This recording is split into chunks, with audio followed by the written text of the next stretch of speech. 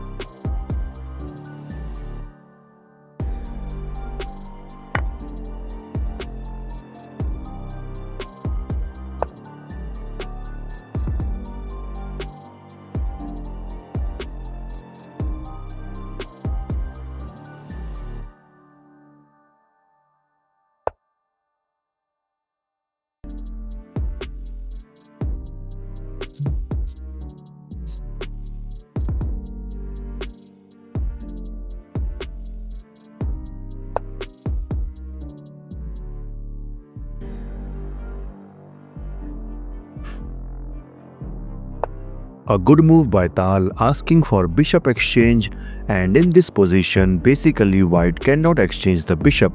This is because suppose if bishop takes g4, then after queen takes g4 you can see that black is targeting this g2 pawn, and if white exchanges the queen suppose, then after takes, now clearly you can see that black is better due to the strong pawn structure which are taking almost all of the space in the board, whereas white has these double pawns and quite inactive pieces which makes this position better for black. So that's why after seeing this all, after bishop to g4, here Fischer played asking for queen exchange so that white can improve his pawn structure.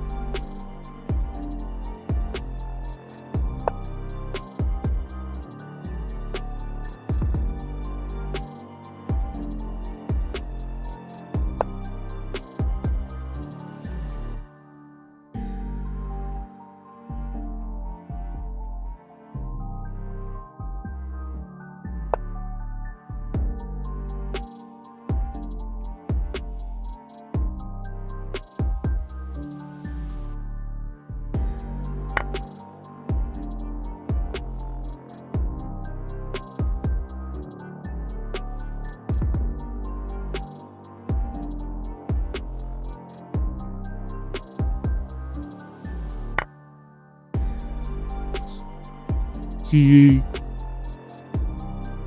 is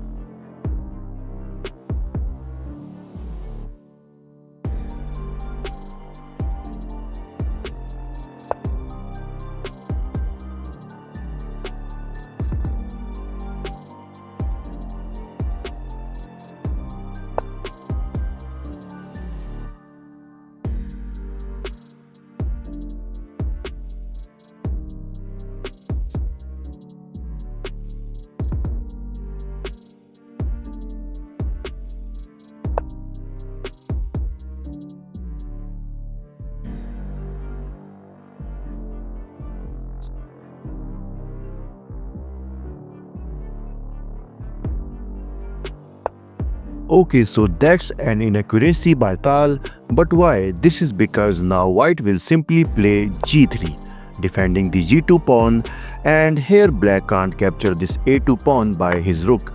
Suppose if rook takes a2, this is because now white will play this amazing move king to g5, targeting this important pawn structure, and clearly you can see that white will slowly grab these all pawns and promote his own pawns, and clearly you can see that this is winning for white. So that's why after the move g3, after this move, Tal didn't capture this pawn and instead he goes for rook to e2. Basically he wants to place his rook to e6 so that he can guard this g6 pawn.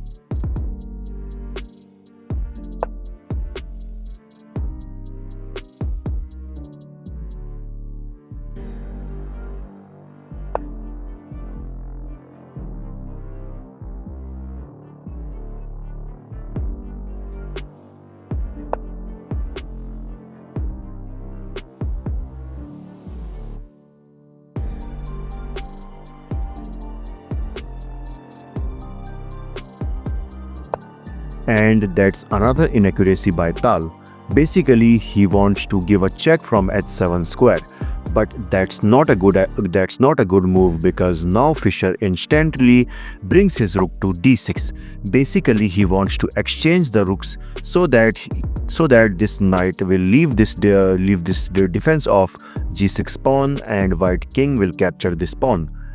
So that's why instead of this knight to f8, in this position Tal must consider the move knight to c5. And suppose if Fischer brings his rook to d6 with the same idea of exchanging the rooks, and so that this king can grab this pawn. But now this will not work because black will now start pushing his pawns. And suppose if white exchanging the rook, then this will be a big blunder because now this position is completely equal.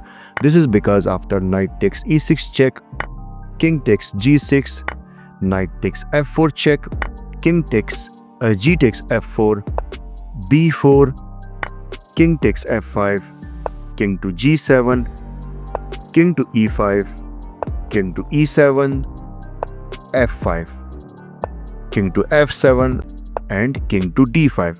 And now you can see that white king will run through these isolated pawns, and at the end, so basically white will grab these pawns and black will goes for these pawns, these white isolated pawns, and at the end you can see that both sides will get a single pawn, and by this this position will automatically becomes equal. But how? Let me show you a quick variation. Like this, king takes b4, king to f4, a4, king to g3, king to a5, king takes h4, king takes a6, king to g3, king to b6, h4, a5, h3, a6, h2, a7, h1 queen, a8 queen, and yeah, that's all. Okay, so in the actual game, after rook to d6,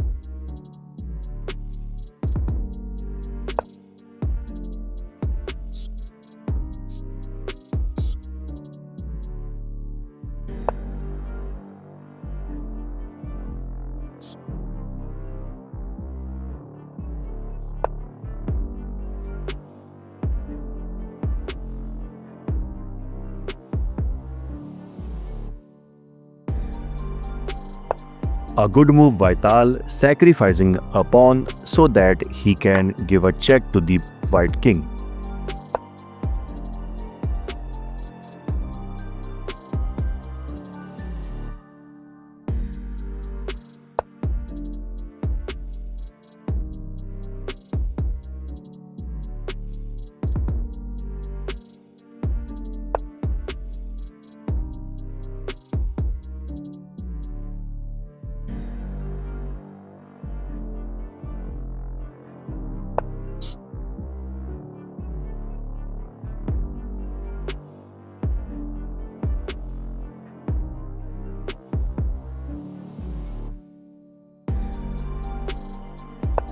And again, white can't capture this knight.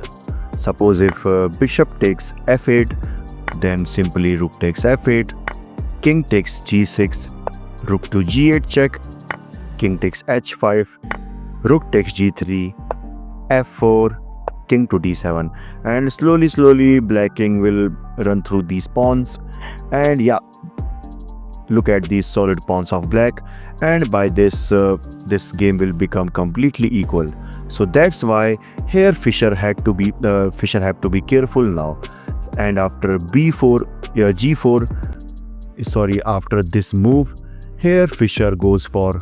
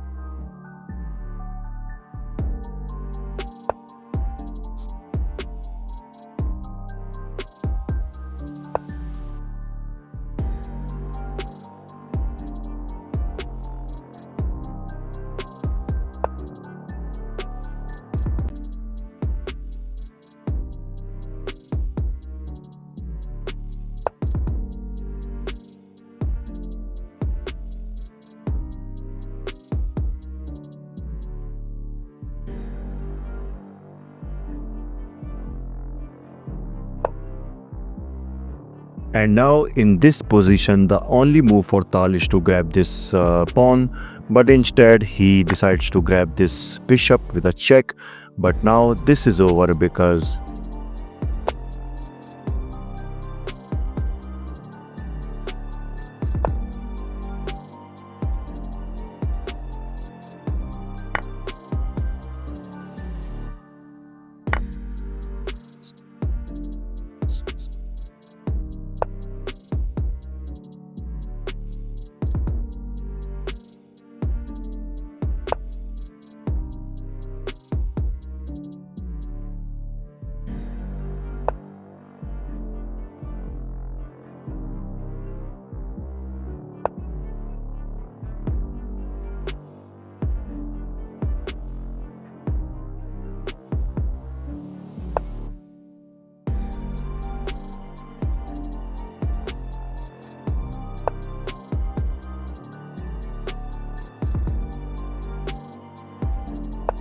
and in this position Mikhail Tal resigned. This is because suppose if Tal pushed his pawn and he tries to promote his pawn, but simply rook to e7 check, and after king moves rook to b7, and clearly you can see that white easily stopped this pawn. And yeah, that's all. This is your host Bison signing off. Bye bye.